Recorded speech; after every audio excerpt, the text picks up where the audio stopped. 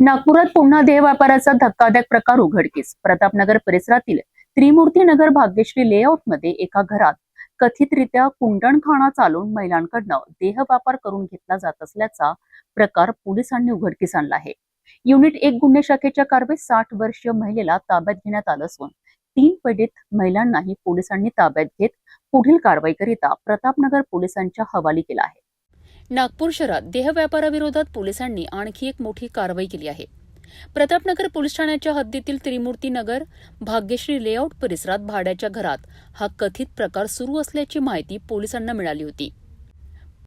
पोलिसांच्या माहितीनुसार आरोपी मीनाक्षी अरुण मार्चेट्टीवार वय 60 वर्ष ही महिलांना पैशाचे आमिष दाखवून स्वतःच्या आर्थिक फायद्याकरिता कुंडणखाना चालवत असल्याचा आरोप आहे. महिलांकडून देह व्यापार करून घेतल्या जात असल्याची माहिती मिळाल्यानंतर पोलिसांनी 2 पंच आणि बोगस ग्राहकाच्या माध्यमातून कारवाई केली आहे.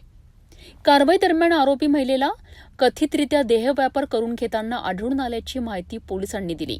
या कारवाईत बोगस ग्राहकाच्या पंचनाम्यातील 2000 रुपये, एक अँड्रॉइड मोबाईल, ग्राहकांकडून मिळालेले 730 रुपये आणि इतर साहित्य असा एकूण 12,880 रुपयांचा मुद्देमाल जप्त करण्यात आलाय.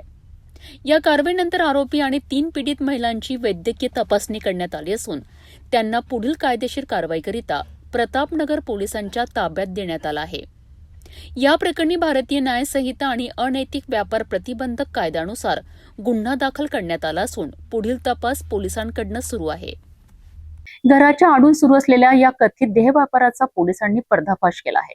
या प्रकरणात 3 महिलांना ताब्यात घेऊन त्यांची वैद्यकीय तपासणी करण्यात आली असून आरोपी महिलेविरोधात कायदेशीर कारवाई सुरू आहे.